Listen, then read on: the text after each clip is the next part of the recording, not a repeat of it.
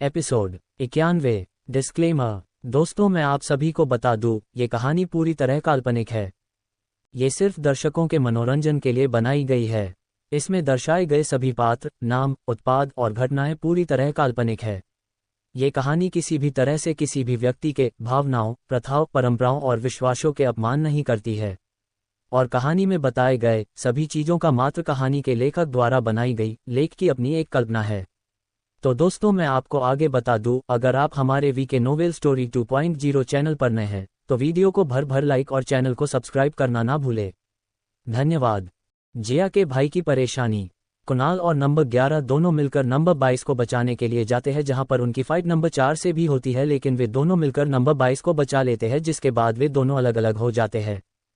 कुणाल वहां से सीधा अपने घर की तरफ आता है, जहां कुणाल को घर पहुंचने में काफी रात हो जाती है। कुणाल घर में छिपकर से घुसता है, जिससे दादाजी और कियारा की नींद खराब ना हो।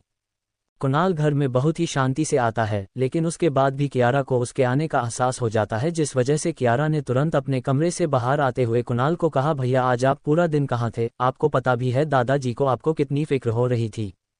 जिस पर कुणाल ने उसे शांति से कहा, मुझे माफ करना, लेकिन मैंने बताया तो था कि आज मुझे कुछ काम है, जिस वजह से मैं घर देर पर आऊंगा। कुणाल की बात सुनकर कियारा शांत हो जाती है। तभी कियारा ने शांति से कहा, आपको पता है जब आप घर वक्त पर नहीं आए तो दादाजी को आपकी फिक्र हो रही थी। वे आपकी बहुत चिंता करते हैं, इसीलिए आप इस तरह घर पर इतनी देर से मत आया करें। कियारा की बात सुनकर कुणाल के चेहरे पर एक मुस्कुराहट आ जाती है, क्योंकि उसे खुशी थी कि उसकी चिंता करने वाला भी कोई है। कुणाल ने मुस्कुराते हुए कियारा से कहा, आज के लिए मुझे माफ कर दो, लेकिन मैं आज के बाद कभी भी ऐसा नहीं करूंगा। जिस पर कियारा के चेहरे पर भी एक मुस्कान आ जाती है। कियारा ने कुणाल से कहा, भैया मैंने आपके लिए खाना रखा था, लेकिन अब लगता है वो ठंडा हो गया होगा। अगर आप उसे खा सकते हैं तो ठीक, वरना मैं उसे गर्म कर दूंगी। जिस पर कुणाल ने कहा, इस वक्त रात काफी हो गई है, तुम्हें सो जाना चाहिए, मैं उसी खाने को खा लूंगा। कुणाल की बात सुनकर कियारा उसे बिना कुछ कहे अपने रूम में चली जाती है, जिसके बाद कुणाल भी उसी खाने को खाकर अपने रूम में जाकर पड़ जाता है। कुणाल अपने रूम में जाकर सोने ही वाला होता है कि तभी उसके फोन पर एक मैसेज आता है। कुणाल उस मैसेज को देखता है तो वो जिया को होता है, तुम अभी तक सोए तो नहीं हो? जिस पर कुणाल ने तुरंत रिप्लाई किया, नहीं मैं अभी भी जाग रहा हूं। कुणाल का रिप्लाई देखकर जिया तुरंत उसके फोन पर कॉल कर देती है, जिस वजह से कुणाल हैरान हो जाता है। कुणाल कॉल को रिसीव कर लेता है, जिसके बाद जिया ने तुरंत कहा, इतनी रात को कॉल करने के लिए मैं तुमसे माफी मांगना चाहती हूं, पर मैं तुमसे कुछ पूछना चाहती थी। जिस पर कुणाल ने तुरंत कहा, तुम्हें इतनी रात को मुझसे इतनी जरूरी क्या बात करनी है? जिया ने तुरंत कुणाल से कहा, मुझे तुमसे बहुत जरूरी काम है, क्या तुम मुझे कल मिल सकते हो? जिया की बात सुनकर कुणाल सोच में पड़ जाता है। कुणाल के हिसाब से अभी उसके ऊपर से खतरा पूरी तरह खत्म नहीं हुआ था और इसीलिए कुणाल सावधान रहना चाहता था। कुणाल ने जिया को मना करते हुए कहा, पर मैंने तुम्हें कहा तो था कि मैं ट्रेनिंग करूंगा, इसलिए मैं तुमसे नहीं मिल पाऊंगा। कुणाल के मुंह से ना सुनकर जिया को गुस्सा आ जाता है। जिया ने गुस्से में कहा, तुम्हें मुझे बार बार ना क्यों कर रहे हो? तुम मुझे कुछ समय के लिए तो मिल ही सकते हो। वैसे भी तुम पूरे दिन तो ट्रेनिंग करने से गए, क्या अब तुम्हारे पास इतना भी वक्त नहीं है कि तुम मुझे थोड़ी देर के लिए भी नहीं मिल सकते? जिया को गुस्से में देख कुणाल उसे कुछ कहने वाला ही होता है, तभी जिया ने गुस्से में कहा, अगर तुम्हें बात नहीं करनी है तो ठीक है, मुझे भी तुमसे बात करने का शौक नहीं है। इतना कहकर जिया कॉल काट देती है और कुणाल उसे कुछ भी नहीं कह पाता है। कुणाल को अब महसूस हो रहा था कि उसने जिया के साथ ठीक नहीं किया है। कुणाल का जिया का दिल दुखाने का कोई इरादा नहीं था, वो तो बस उसे खतरे में नहीं देखना चाहता था। तभी कुणाल ने जिया को मैसेज किया, अगर तुम्हें मुझसे बात करनी है तो मैं कल सुबह तुमसे मिल सकता हूं। कुणाल के मैसेज करते ही जिया उसके मैसेज को तुरंत देख लेती है, लेकिन उसे कोई रिप्लाई नहीं देती है, जिस वजह से कुणाल समझ नहीं पाता कि जिया की हाँ है या ना। कुणाल फिर इस बारे में ज्यादा नहीं सोचता है और सो जाता है। सुबह के समय कुणाल अपने रूम में ही सो रहा होता है, तभी उसके फोन की रिंग बजती है, जिसकी आवाज सुनकर कुणाल अचानक से उठ जाता है। कुणाल देखता है तो उसे जिया कॉल कर रही होती है। जिया का कॉल देखकर कुणाल जल्दी से उसे रिसीव कर लेता है। जिया ने तुरंत कुणाल से कहा, मैं तुम्हारे घर के बाहर ही खड़ी हूँ, जल्दी से बाहर आओ। जिया की बात सुनकर कुणाल हैरान हो जाता है और वो जल्दी से उठकर अपने घर से बाहर जाता है, जहां पर जाकर वो देखता है कि जिया तो वहां पर है ही नहीं। तभी कुणाल की नज़र अपने घर से थोड़ी ही दूर खड़ी एक मामूली सी कार के ऊपर जाती है, जिसकी खिड़की से जिया अपना मुंह बाहर निकालकर कुणाल को अपने पास बुला रही होती है। कुणाल जैसे ही देखता है कि जिया उस कार में बैठी है तो वो तुरंत उसके पास जाता है, जहां जिया ने कुणाल को देखते हुए कहा, क्या तुम सो रहे थे? जिस पर कुणाल हमें अपना सर हिला देता है। तभी जिया ने कहा, पर तुम्हें तो अपनी ट्रेनिंग पर जाना था ना, या फिर तुम मुझसे ना मिलने के लिए झूठ बोल रहे थे? जिया की बात सुनकर कुणाल ने उसे तुरंत कहा, ऐसी कोई बात नहीं है, वो मेरी चोट में फिर से दर्द शुरू हो गया था तो मैंने सोचा कि मैं कुछ दिन और आराम कर लेता हूँ। कुणाल की बात सुनकर जिया एक पल के लिए शांत हो जाती है। जिया ने एक पल ठहरने के बाद कहा, मुझे तुम्हारी मदद चाहिए, मैं तुमसे कुछ काम कराना चाहती हूँ। वो काम ज़्यादा मुश्किल नहीं है, लेकिन अगर तुम फिर भी करना नहीं चाहते हो तो तुम मुझे मना कर सकते हो। जिस पर कुणाल ने हैरानी में कहा, पर तुम्हें मुझसे क्या मदद चाहिए और तुम मुझसे बात क्या करना चाहती हो? तुम कह रही थी कि तुम मुझसे बहुत ज़रूरी बात करना चाहती हो। जिस पर जिया ने एक पल ठहर कर कहा, मैंने तुम्हें अपने छोटे भाई के बारे में बताया था ना, जो कि स्कूल में पढ़ता है। असल में ये बात उसी के बारे में है। वो पिछले कई महीनों से स्कूल से घायल होकर आता है और जब पापा उससे उन चोटों के बारे में पूछते हैं तो वो कोई बहाना बना देता है। शुरुआत में तो उसके ऊपर किसी ने ध्यान नहीं दिया क्योंकि स्कूल में दोस्तों के बीच लड़ाई झगड़े होते रहते हैं, लेकिन फिर वो रोज चोट खाकर आने लगा और जब उससे इस बात को गंभीरता से पूछा गया तो वो उन्हें कुछ भी नहीं बताता है, बल्कि वो उनसे बात भी नहीं करता है। और जब वे उसके ऊपर दबाव डालते हैं तो वो या तो घर से बाहर चला जाता है और रात से पहले घर वापस नहीं आता, या फिर अपने कमरे में जाकर दरवाजा बंद कर लेता है। जिया की सारी बात सुनने के बाद कुणाल ने शांति से कहा, इसमें तुम्हें मेरी क्या जरूरत चाहिए? तुम खुद जाकर अपने भाई से बात करनी चाहिए और उससे प्यार से बात करके उससे पूछने की कोशिश करनी चाहिए कि उसे क्या परेशानी है। जिस पर जिया ने उदासी से कहा, मेरी अपने भाई से बात नहीं होती है। जब से मैंने मॉडलिंग शुरू की है तब से ही मैंने अपने घर पर जाना भी बहुत कम कर दिया था। शुरुआत में तो मैं मॉडलिंग की ट्रेनिंग के लिए बाहर ही रहने लगी थी और उसके बाद जब मॉडलिंग स्टार्ट करने के बाद मैं अपने घर कभी कभी जाया करती थी। पहले तो हम कभी कभी बात कर लिया करते थे, फिर हम दोनों के बीच में बातें होनी बिल्कुल ही बंद हो गई। अब जब मैं अपने घर पर जाती भी हूँ तो हम दोनों किसी अनजान की तरह रहते हैं। मैं उससे बात करने की कोशिश भी करती हूँ, लेकिन वो मुझसे कोई बात ही नहीं करता है। जिस पर कुणाल ने कहा, वो सब तो ठीक है, लेकिन इस काम के लिए मैं तुम्हारी क्या मदद कर सकता हूँ?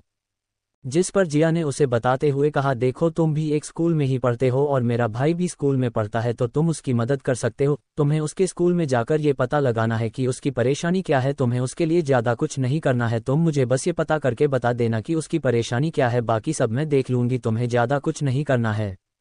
जिया की बात सुनकर कुणाल ने एक पल ठहर कर कहा, ये काम तो तुम किसी और से भी करा सकती हो, तो तुम ये काम मुझसे ही क्यों कराना चाहती हो? जिस पर जिया ने तुरंत जवाब देते हुए कहा, क्योंकि मैं तुम्हारे सिवाय किसी पर भी भरोसा नहीं कर सकती हूँ और तुम भी तो स्कूल में ही पढ़ते हो, जिस वजह से तुम्हारे लिए ये काम करना ज़्यादा मुश्किल नहीं होगा। और अगर मैं ये काम किसी और से कराती हूँ तो इसमें यह खतरा रहेगा कि ये बात लीक हो जाए और फिर इसमें मेरे भाई को और परेशानी हो सकती है। जिया ने एक पल ठहरकर आगे कहा, मुझे तुम्हारे ऊपर पूरा यकीन है, तुम अपना हर काम पूरी शिद्दत से करते हो और मैं तुमसे रिक्वेस्ट करती हूँ कि तुम इस काम को भी शिद्दत से करो। जिया की बात सुनकर कुणाल उसकी बात मान जाता है, क्योंकि इस काम में उसे ज़्यादा कुछ नहीं करना था और कुणाल वैसे भी कुछ दिनों के लिए आराम ही करने वाला था, तो वो जिया के इस काम को तो कर ही सकता था। तभी कुणाल ने जिया से कहा, क्या तुम मुझे अपने भाई का कोई फोटो दिखाओगी और वो कौन से स्कूल में पढ़ता है और किस क्लास में है? जिया जल्दी से कुणाल को उसके सारे सवालों के जवाब देने लगती है और कुणाल के फ़ोन पर अपने भाई का फोटो भी सेंड कर देती है। जिया कुछ ही देर में कुणाल को अपने भाई के बारे में एक एक चीज़ बता देती है, जिन चीज़ों को कुणाल को जानने की ज़रूरत भी नहीं थी, जिया उसे वे बातें भी बता रही थी। तभी कुणाल ने जिया से कहा, मुझे तुमसे फिर वही बातें जाननी थी जो मेरे काम की है और मुझे लगता है तुमने वे सारी बात मुझे बता दी है। असल में जिया बहुत कम लोगों से बातें किया करती थी और उनमें से कुणाल भी एक था, जिस वजह से जिया कुणाल के साथ खुल के बात कर पा रही थी और उसके साथ वो बात करते हुए बहुत एक्साइटेड थी, जिस वजह से उसकी समझ में भी नहीं आ रहा था कि वो क्या बोल रही है और क्या नहीं। कुणाल की बात सुनकर जिया चिढ़ जाती है। जिया ने कुणाल की तरफ से मुंह मोड़ते हुए चिड़चिड़े अंदाज में कहा, मैं तो बस तुम्हारी मदद करने की कोशिश कर रही थी। कुणाल ने जिया की बात पर ध्यान ना देते हुए कहा, वैसे कल मैं तुम्हारे भाई आर्यन के स्कूल में कैसे जाऊंगा, क्योंकि उसका स्कूल तो मेरे स्कूल से अलग है और मेरे पास उसके स्कूल की यूनिफॉर्म भी नहीं है। जिस पर कियारा ने तुरंत कहा, तुम उसकी फिक्र क्यों कर रहे हैं, उसका इंतजाम मैं कर दूंगी, मैं तुम्हें उस स्कूल की यूनिफॉर्म दिलवा दूंगी। कुणाल ने तभी कार से उतरते हुए कहा, तो ठीक है, फिर अब मैं कल तुम्हारे भाई के स्कूल में जाऊंगा और उसकी परेशानी का पता लगाने की कोशिश करूंगा। कुणाल की बात सुनकर जिया खुश हो गई थी और अब उसे राहत भी मिली थी, क्योंकि उसे कुणाल पर भरोसा था कि कुणाल अपने काम को पूरा करके ही मानेगा। कुणाल ने जिया की बहुत मदद की थी, जिस वजह से जिया को यकीन था कि वो उसके भाई की भी मदद करेगा। तभी जिया ने कुणाल से मुस्कुराते हुए कहा, कुणाल थैंक यू, तुमने पहले मेरी भी बहुत मदद की थी और मुझे मुसीबतों से बाहर निकाला था, और अब तुम मेरे लिए मेरे भाई की भी मदद कर रहे हो। मैं तुम्हारे इस एहसान को कभी नहीं भूलूंगी। अगर जिंदगी में कभी भी तुम्हें मेरी मदद की ज़रूरत पड़ी तो मैं हर वक्त तुम्हारी मदद करने के लिए तैयार रहूंगी। जिया की बात सुनकर कुणाल उसकी तरफ देखकर मुस्कुराता है और उसे बिना कुछ कहे ही वहां से चला जाता है। कुणाल की मुस्कुराहट देखकर जिया खुश हो जाती है और कुणाल से आगे कुछ नहीं कहती है। जिया के थैंक्स से आज कुणाल को भी अच्छा लग रहा था और खासकर तब जब जिया उसकी तरफ देखकर मुस्कुरा रही थी। कुणाल को शायद इसलिए अच्छा लग रहा था क्योंकि जिया भी उसके ऊपर यकीन करने लगी है और शायद जिया भी कुणाल को अपना मानने लगी है और कुणाल के दोस्तों में जिया का भी एक नाम जुड़ गया है, जिस वजह से कुणाल जिया की मदद करने के लिए तैयार हो गया। कुणाल अगले दिन जिया के भाई आर्यन के स्कूल में आ जाता है। आर्यन दिल्ली के बड़े स्कूलों में से एक स्कूल में पढ़ता है जिसका नाम द हेरिटेज SCHO। ये स्कूल दिल्ली के बहुत पुराने और बड़े स्कूल में से एक था और इस स्कूल में दिल के अमीर परिवारों के बच्चे पढ़ा करते हैं, जिस वजह से टीचर भी उन बच्चों को ज़्यादा कुछ नहीं कहते हैं और बच्चों की बात को बच्चों में ही रहने देते हैं। इस स्कूल के टीचर बच्चों को कुछ भी नहीं कहते हैं क्योंकि इस स्कूल के सभी बच्चे अमीर परिवार से आते हैं और अगर किसी के भी पेरेंट्स को गुस्सा आ गया तो उनके स्कूल को बहुत नुकसान झेलना पड़ सकता है। कुणाल उस स्कूल में आने के बाद जिया के भाई आर्यन को ढूंढने लगता है। काफ़ी देर तक आर्यन को ढूंढने के बाद ही कुणाल को आर्यन नहीं मिलता है, जिस वजह से कुणाल को लगता है कि आर्यन आज स्कूल में नहीं आया है और फिर कुणाल वापस जाने के बारे में सोचता है। क्या कुणाल अब आर्यन की परेशानी का पता लगाए बिना ही घर वापस चला जाएगा? क्या कुणाल आर्यन की सारी परेशानियां खत्म कर देगा या फिर वो जिया की बात मानकर सिर्फ आर्यन की परेशानी का पता लगाकर वापस चला जाएगा? एपिसोड 92 जिया की एक्टिंग। कुणाल जिया के भाई आर्यन के स्कूल द हेरिटेज SCHO में चला जाता है जहां पर वो आर्यन को ढूंढने लगता है। काफी देर तक ढूंढने के बाद भी कुणाल को आर्यन नहीं मिलता है। कुणाल को लगने लगता है कि आर्यन आज स्कूल नहीं आया है और इसी वो वापस जाने लगता है, लेकिन तभी कुणाल की नज़र स्कूल के एक गली की तरफ जाती है जिसमें एक लड़का आगे की ओर जा रहा होता है। उस गली के पास उस लड़के को छोड़कर और कोई भी नहीं था। कुणाल उस लड़के को ध्यान से देखता है और उसे पीछे से देखकर ही वो पहचान जाता है कि ये आर्यन है। आर्यन को देखकर कुणाल तुरंत उसका पीछा करने लगता है। आर्यन चलते हुए एक क्लास में चला जाता है। जिस क्लास में आर्यन गया था उस क्लास में ज़्यादा बेंच नहीं थे। देखने से लग रहा था कि उस क्लास में कोई पढ़ता नहीं है। आर्यन को उस बेकार क्लास में जाता देख कुणाल ने अपने मन ही मन कहा, जहां तक मैं जानता हूं ये क्लास पूरी तरह बेकार है और यहाँ कोई भी नहीं पढ़ाता है, तो आर्यन यहाँ क्या करने के लिए जा रहा है? कुणाल उस क्लास के बाहर खड़ा होकर अंदर की तरफ देखने लगता है, जहां उस क्लास में सिर्फ 3 या 4 बेंच ही रखी होती है और उनके ऊपर 3 लड़के और 2 लड़कियां बैठी होती है। आर्यन जैसे ही क्लास के अंदर जाता है तो वो देखता है कि बेंच पर 2 लड़के बैठे हुए हैं, जिनमें से एक फ़ोन पर कुछ देख रहा है और एक लड़का दूसरी लड़की से बात कर रहा होता है, जबकि तीसरा लड़का खड़ा होता है और दूसरी लड़की बैठी हुई अपने होठों पर लिपस्टिक लगा रही होती है। आर्यन की हाइट 49 है और उसकी आंखों पर चश्मा लगा हुआ है। आर्यन देखने में बहुत ही सीधा साधा लड़का लगता है। आर्यन को देखकर उस क्लास में मौजूद खड़े हुए लड़के ने कहा, अबे ओ ए डबल बैटरी, तू इतनी लेट स्कूल क्यों आया और कल क्यों नहीं आया था? जिस पर आर्यन ने घबराते हुए कहा, वो कल मैं बीमार था जिस वजह से स्कूल नहीं आया। आर्यन की बात सुनकर उस लड़के ने और गुस्से में चिल्लाते हुए कहा, तू बीमार क्यों था? क्या हमने तुझे बीमार रहने के लिए कहा था? तुझे सिर्फ हमारी बात माननी है। अगर हम कहे कि तुझे स्कूल आना है तो आना है, चाहे फिर तू बीमार हो या ना हो। तुझे पता है कल तेरी वजह से मुझे कितनी मेहनत करनी पड़ी। आर्यन चुपचाप खड़ा हुआ उस लड़के की बात सुन रहा होता है। तभी वहां पर बैठी हुई एक लड़की जो कि अपने होठों पर लिपस्टिक लगा रही होती है, उसने कहा, बेबी मुझे भूख लगी है, इसे कहो ना कि ये हमारे लिए कुछ लेकर आए। जिस पर उस लड़के ने आर्यन के ऊपर चिल्लाते हुए कहा, तूने सुना नहीं क्या? प्रिया ने क्या कहा? चल जल्दी से हम सबके लिए कुछ खाने के लिए ला, तुझे पता तो होगा ही कि हमें क्या चाहिए, और हाँ जल्दी आना। उस लड़के की बात सुनकर आर्यन तुरंत क्लास से बाहर जाने लगता है, जहां कुणाल भी जल्दी से छिप जाता है और आर्यन वहां से चला जाता है। आर्यन के जाने के बाद क्लास में मौजूद दूसरे लड़के ने कहा, यार निखिल, ये लड़का तो गजब है, हमें इसे कितना भी क्यों ना मार ले, ये किसी को नहीं बताता और ये हमारे पैसों का भी जुगाड़ कर देता है, अपने पैसों से ही हमारे लिए सब कुछ ले आता है। जिस पर निखिल ने कहा, ये सब कुछ समीर की वजह से हो रहा है, समीर ही इस लड़के को डरा कर रखता है, जिस वजह से इसकी हमारे सामने बोलने की हिम्मत नहीं होती है। तभी वहां पर बैठी दूसरी लड़की ने कहा, पर समीर तुम क्या ये दिन पर फोन पर लड़ाई देखते रहते हो? कभी प्यार भरी चीजें भी देख लिया करो। उस लड़की की बात पर समीर कुछ नहीं कहता है, बस फोन पर WWE के मैच देखता रहता है। क्लास से बाहर खड़ा कुणाल फिर उन सभी की बातों को छोड़कर आर्यन के पीछे चला जाता है। आर्यन सीधा स्कूल की कैंटीन में चला जाता है, जहां पर जाकर वो उन सब के लिए खाने का सामना खरीदने लगता है। कुणाल आर्यन से थोड़ी ही दूरी पर खड़ा होता है और वो वहां से खड़ा होकर आर्यन पर ही नजर रख रहा होता है।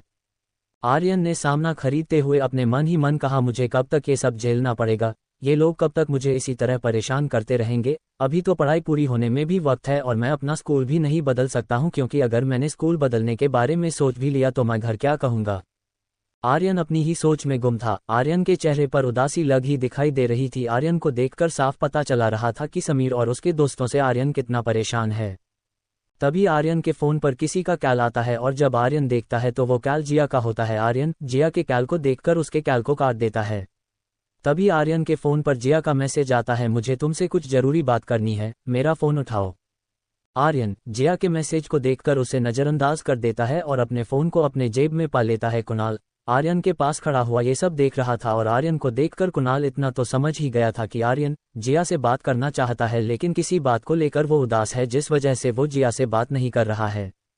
आर्यन वही खड़ा खड़ा फिर अपने पुराने दिनों के बारे में सोचने लगता है, जब जिया ने मॉडलिंग शुरू ही की थी और उस वक्त उसे कोई जानता भी नहीं था। उस वक्त आर्यन के दोस्त जिया की मॉडलिंग देखते थे, वे उसके नाटक देखकर उसका मजाक बनाया करते थे। आर्यन के दो दोस्त उसके पास खड़े होकर ही फोन में जिया की एक्टिंग को देखकर कहते हैं, यार ये कितनी बेकार एक्टिंग करती है, इससे अच्छी एक्टिंग तो मैं कर सकता हूँ। तभी आर्यन के दूसरे दोस्त ने कहा, लगता है ये किसी अमीर बाप की लड़की है जो कि पैसे खिलाकर इस नाटक में आई है, वरना इतनी घटिया एक्टिंग करने वाली को कोई भी अपने नाटक में ना ले। उन दोनों की बातें सुनकर आर्यन को बहुत ही बुरा लग रहा होता है और साथ ही में वो शर्मिंदा भी होता है, क्योंकि जिया कोई और नहीं बल्कि उसी की बहन होती है। लेकिन आर्यन के अंदर अपने दोस्तों को कुछ कहने की हिम्मत नहीं होती है, क्योंकि उस वक्त सच में जिया को एक्टिंग करनी नहीं आती थी और वो बहुत ही बेकार एक्टिंग किया करती थी। इसी वजह से आर्यन अपने दोस्तों से भी बात करनी कम कर देता है और वो जिया से भी दूर दूर रहने लगता है। जब एक दिन आर्यन अपने स्कूल से वापस आता है तब जिया ने उससे पूछा, आर्यन तुझे आजकल क्या हुआ है, तू ठीक से बात भी नहीं करता है और चुप चुप रहने लगा है। जिया की बात का जवाब देने की बजाय आर्यन ने उसे गुस्से में कहा, तुझे मुझसे क्या मतलब, तू अपने काम से काम रखना। आर्यन को गुस्से में देखकर जिया ने हैरानी से कहा, पर तू इतनी गुस्सा किस बात पर है, आखिरकार हुआ क्या है? जिस पर आर्यन ने गुस्से में कहा, तू ठीक से एक्टिंग क्यों नहीं कर पाती है, तेरी वजह से मुझे कितनी शर्मिंदगी होती है, तुझे पता भी है मेरे सभी दोस्त तेरी बुराई करते हैं और मैं उन्हें कुछ कह भी नहीं पाता, क्योंकि तू सच में घटिया एक्टिंग करती है और इसीलिए मैंने आज तक किसी को नहीं बताया कि तू मेरी बहन है। तू ठीक से एक्टिंग क्यों नहीं कर पाती है? आर्यन की ये बात सुनकर जिया को भी गुस्सा आ जाता है। जिया ने गुस्से में आर्यन से कहा, तुझे क्या लगता है कैमरा के सामने एक्टिंग करना इतना आसान है? मैं खुद भी अच्छी एक्टिंग करने की कोशिश करती हूँ लेकिन नहीं कर पाती हूँ, और वैसे भी अभी तो मैंने एक्टिंग करनी सिर्फ शुरू की है और मैं अभी सीख ही रही हूँ। एकदम से तो कोई भी एक्टर नहीं बन जाता है, उसके लिए मेहनत करनी पड़ती है। तेरी तरह जबान चलाकर कोई भी एक्टिंग नहीं सीख जाता है। जिया की बात सुनकर आर्यन गुस्से में उसे बिना कुछ कहे अपने रूम में चला जाता है और उस दिन जिया को भी बहुत बुरा लगता है, जिसके बाद जिया कुछ दिनों तक आर्यन के साथ बात नहीं करती है और ये कुछ दिन सालों में बदल गए हैं और आज भी ये दोनों एक दूसरे से बात नहीं करते हैं। आर्यन ये सब सोचकर उदास होता है और उसके चेहरे पर उदासी साफ देखी जा सकती है। आर्यन ने उदास होते हुए अपने आप से कहा, मुझे उस दिन जिया को ऐसा नहीं कहना चाहिए था, उस दिन उसे बहुत बुरा लगा होगा, मुझे उसकी बात को समझना चाहिए था। शायद उसी बात की सजा मुझे मिल रही है और मैं इसी के लायक हूँ। आर्यन फिर कैंटीन से खाने की पॉलीथीन लेकर वहां से जाने लगता है, तभी उसका पैर मुड़ जाता है और उसके हाथ से खाना गिर जाता है, लेकिन वो खाना नीचे गिरकर खराब होता उससे पहले ही कुणाल उस खाने को पकड़ लेता है और आर्यन को भी नहीं गिरने देता है। आर्यन की नज़र जब कुणाल पर पड़ती है तो वो हैरान हो जाता है, क्योंकि कुणाल का मास्क उतर चुका था और आर्यन अपने सामने इतने हैंडसम लड़के को देखकर हैरान होता है। आर्यन ने कुणाल को देखकर खुद से कहा, ये कितना हैंडसम है, पर ये कौन सी क्लास में है, मैंने तो इसे स्कूल में पहली बार देखा है। आर्यन ने फिर अगले ही पल कुणाल से कहा, मेरी मदद करने के लिए थैंक्स। जिस पर कुणाल कुछ भी नहीं कहता है। तभी आर्यन कुणाल को ध्यान से देखने लगता है और किसी सोच में पड़ जाता है। आर्यन ने कुणाल को ध्यान से देखते हुए कहा, क्या हम दोनों पहले कहीं पर मिल चुके हैं? जिस पर कुणाल तुरंत मना कर देता है, नहीं, हम दोनों पहले कभी भी नहीं मिले, मैं आज पहली बार ही तुमसे मिल रहा हूं, मैं इस स्कूल में भी नहीं पढ़ता हूं, बल्कि मैं तो इस स्कूल में भी पहली बार आया हूं। कुणाल की बात सुनकर आर्यन हैरान हो जाता है। आर्यन ने कुणाल को देखते हुए हैरानी से कहा, क्या तुम इस स्कूल में नहीं पढ़ते हो? लेकिन तुम्हें देखकर तो ऐसा नहीं लगता, तुमने तो इसी स्कूल की यूनिफॉर्म पहन रखी है और तुम्हें देखकर मुझे लगता है कि मैंने तुम्हें पहले भी देखा है, शायद तुम इसी स्कूल में पढ़ते हो जिस वजह से मैंने तुम्हें पहले देखा हो। जिस पर कुणाल ने तुरंत कहा, तुम्हें कोई गलतफहमी हुई है, तुम आज मुझे पहली बार देख रहे हो, मैं पहले कभी भी इस स्कूल में नहीं आया हूँ, वो तो मुझे यहाँ पर कोई काम है जिसे पूरा करने के लिए मैं यहाँ पर आया हूँ और मैंने तुम्हें आज पहली बार देखा है, तो तुमने मुझे पहले कैसे देखा होगा? कुणाल के मुंह से काम का नाम सुनकर आर्यन को अपना काम याद आ जाता है कि वो तो यहाँ पर समीर और उसके दोस्तों के लिए खाना लेने के लिए आया था। ये बात याद आते ही आर्यन ने वहां से जाते हुए कुणाल से कहा, ठीक है अब मैं चलता हूं, मुझे कुछ काम याद आ गया। इतना कहकर आर्यन वहां से जाना लगता है, जहां कुणाल भी उसका पीछा करता है। आर्यन सीधा उसी क्लास में जाता है जहां पर समीर और उसके दोस्त बैठे होते हैं। आर्यन को क्लास में आता देख निखिल ने उसके हाथ से गुस्से में पॉलीथीन छीन लेता है और कहता है, तूने आने में इतनी देर क्यों लगा दी, तुझे पता है तेरी वजह से हमें कितना इंतजार करना पड़ा। इतना कहकर निखिल फिर उसके हाथ से खाने की पॉलीथीन ले लेता है और सभी के साथ बैठकर खाना खाने लगता है। वे सभी खाना खा रहे होते हैं, बस समीर ही फोन में अभी भी WWE देख रहा होता है और आर्यन वहीं पर खड़ा हुआ उन सभी को देख रहा होता है। वे सभी खाना खाने लगते हैं और आर्यन उन सभी को देखकर अपने मन में सोचता है, पता नहीं कब तक ये सब मुझे इस तरह परेशान करते रहेंगे और ये मुझे ही क्यों परेशान करते हैं। इस स्कूल में और भी तो लड़के हैं, फिर इन्हें परेशान करने को मैं ही क्यों मिला। मैं इनके बारे में घर भी नहीं बता सकता हूं क्योंकि इससे और भी बड़ी प्रॉब्लम खड़ी हो सकती है। आर्यन ये सब सोच ही रहा होता है कि तभी प्रिया ने आर्यन को देखते हुए गुस्से में कहा, तू मुझे इस तरह क्यों देख रहा है, क्या तू मेरे ऊपर अपनी गंदी नज़र डाल रहा है। प्रिया की बात सुनकर सभी की नज़र आर्यन के ऊपर आ जाती है और आर्यन घबरा जाता है। आर्यन ने घबराते हुए कहा, नहीं मैं तुम्हें नहीं देख रहा था, तुम्हें गलतफहमी हुई है। प्रिया ने गुस्से में आर्यन की बात को काटते हुए कहा, तुझे क्या लगता है मैं झूठ बोल रही हूँ, मैंने खुद देखा है तू मुझे देख रहा था, तेरे इरादे नेक नहीं है। प्रिया की इस बात पर आर्यन और ज्यादा घबरा जाता है और तभी आर्यन के चेहरे पर निखिल ने एक तमाचा मारते हुए कहा, क्या बे तेरी जवानी कुछ ज्यादा ही नहीं उभर रही, तू मेरे होते हुए प्रिया के ऊपर अपनी गंदी नज़र कैसे डाल सकता है। जिस पर आर्यन ने घबराहट में कहा, नहीं मैंने प्रिया को नहीं देखा, मैं उसे क्यों देखूंगा।